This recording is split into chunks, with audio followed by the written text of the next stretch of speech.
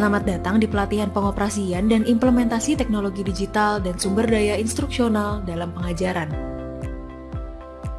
Pada pelatihan ini kita akan membahas mengenai penggunaan teknologi digital dalam pembelajaran menggunakan prinsip pengembangan instruksional dan teknologi digital yang sesuai dengan strategi instruksional pembelajaran.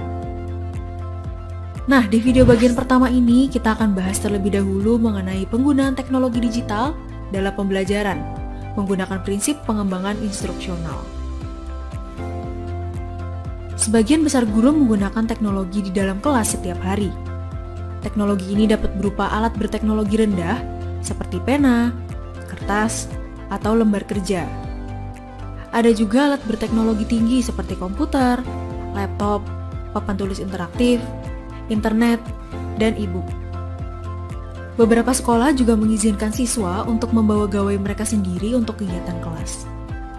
Alat-alat tersebut, seperti halnya sumber daya lainnya, membantu penyampaian instruksi guru.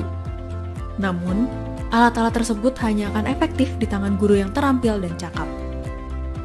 Penggunaan teknologi yang tepat perlu didasarkan pada prinsip-prinsip dan keterampilan desain instruksional guru yang baik. Ada 5 faktor yang perlu dipertimbangkan dalam memilih teknologi di kelas, yaitu efisiensi. Apakah teknologi mudah dan praktis digunakan? Fleksibilitas. Apakah teknologi fleksibel digunakan untuk berbagai pembelajaran? Interaksi. Apakah teknologi dapat meningkatkan interaksi siswa? Aksesibilitas. Apakah teknologi membantu siswa mengakses kebutuhan belajar dan menjangkau seluruh siswa? Relevansi. Apakah penggunaan teknologi relevan dengan kurikulum dan capaian pembelajaran? Seringkali guru sulit memilih teknologi yang tepat karena terpikat dengan kemampuan teknologi dan tidak mempertimbangkan konteks penggunaannya. Akibatnya, penggunaan teknologi tidak terintegrasi dengan baik dan tidak sesuai dengan tujuan capaian pembelajaran. Mengapa hal ini bisa terjadi? Kondisi tersebut terjadi karena kurangnya keterampilan instruksional guru dalam mengintegrasikan teknologi dengan pembelajaran. Oleh karena itu, guru harus terampil dalam memilih teknologi yang selaras dengan desain pembelajaran. Ketika guru merancang dan mengembangkan pembelajaran, penting bagi guru untuk memahami strategi instruksional yang tepat untuk menyelaraskan pemilihan teknologi di dalam kelas. Guru harus membuat pilihan teknologi dengan menganalisis capaian pembelajaran, peserta didik, konteks instruksional, dan konten.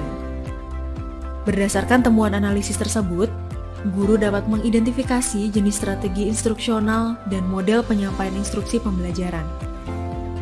Pemilihan teknologi kemudian dapat ditentukan berdasarkan karakteristik yang paling mencerminkan strategi instruksional dan model penyampaian. Memilih teknologi juga harus mempertimbangkan keuntungan dan kerugian yang diberikan oleh teknologi tersebut. Nah, guru-guru sekalian, dari pemaparan tadi dapat ditarik 5 faktor yang dapat dipertimbangkan untuk memilih teknologi, yaitu capaian pembelajaran, strategi instruksional, tipe teknologi, serta kekurangan dan kelebihan teknologi. Pada tabel ini, tipe teknologi dibedakan lagi atas teknologi tingkat rendah dan teknologi tingkat tinggi. Berdasarkan 5 faktor tersebut, kita dapat memilih teknologi yang tepat dan menyeleksi pilihan yang tidak tepat. Baiklah, mari kita lihat contoh analisisnya. Bu Asi adalah guru di sebuah sekolah dasar. Di kelas selanjutnya, Bu Asi merencanakan pembelajaran dengan capaian agar siswa mengetahui 38 ibu kota provinsi yang ada di Indonesia. Pembelajaran tersebut bertujuan untuk mengasah domain kognitif siswa, yaitu untuk mengetahui apa. Berdasarkan pengalamannya sebelumnya, Bu Asi membuat daftar strategi instruksional atau model pembelajaran yang akan ia gunakan ketika mengajar. Ia akan menggunakan model pembelajaran instruksi langsung berupa presentasi dan latihan terstruktur, serta model pembelajaran berbasis permainan.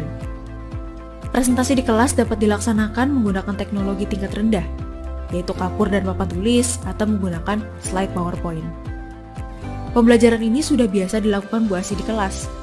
Kelebihannya ialah mudah digunakan dan sudah tersedia. Namun kekurangannya, siswa akan merasa bosan karena terlalu sering digunakan. Kemudian, kegiatan latihan terstruktur dapat dilaksanakan dengan menyediakan lembar kerja dan kegiatan pembelajaran berbasis permainan dapat dilaksanakan dengan menyediakan permainan papan. Kedua teknologi tersebut terjangkau dan mudah digunakan di kelas. Namun, kekurangannya akan membuang-buang kertas dan tidak ramah lingkungan.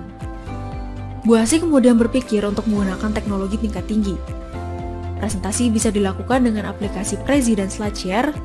Latihan terstruktur dapat dilaksanakan menggunakan Google Form dan Quizzes, serta pembelajaran berbasis permainan bisa dilakukan dengan menggunakan aplikasi Quizzes dan e-games. Kelebihan menggunakan teknologi tersebut ialah bisa digunakan kembali apabila dibutuhkan di kelas-kelas selanjutnya. Lalu, pembelajaran akan lebih interaktif karena menggunakan keterlibatan seluruh siswa.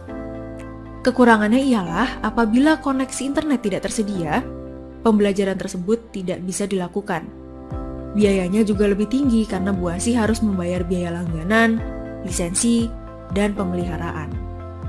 Nah, poin-poin penting tadi disajikan Bu Asih ke dalam tabel untuk dianalisis lebih lanjut. Menurut pendapat Anda, kira-kira teknologi apa yang akan digunakan Bu Asih? Apabila Anda adalah Bu Asih, teknologi apa yang akan Anda pilih? Jawabannya tentu saja ada pada Bu Asih dan Anda sendiri. Jika ingin meminimalkan keterbatasan internet, Bu Asih bisa menggunakan slide PowerPoint untuk melakukan presentasi. Bu Asih juga bisa mengkombinasikan teknologi tinggi dan rendah di dalam kelasnya sesuai dengan pertimbangan capaian pembelajaran yang telah dibuat.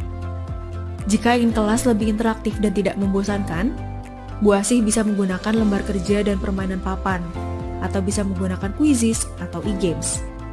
Namun, kedua pilihan tersebut punya kekurangan masing-masing. Bu Asih juga bisa mempertimbangkan faktor efisiensi, fleksibilitas, interaksi, aksesibilitas, dan relevansi ke dalam pilihan-pilihan teknologi tersebut. Mulailah dengan menyeleksi yang tidak tepat, lalu keputusan akhir tergantung bagaimana Bu Asih akan melaksanakan pembelajarannya. Setiap model pembelajaran yang dilakukan dengan bantuan teknologi tentu memiliki kelebihan dan kekurangan. Nah, demikianlah pembahasan mengenai penggunaan teknologi digital dalam pembelajaran menggunakan prinsip pengembangan instruksional. Sampai jumpa di video berikutnya. Salam luar biasa dan terima kasih.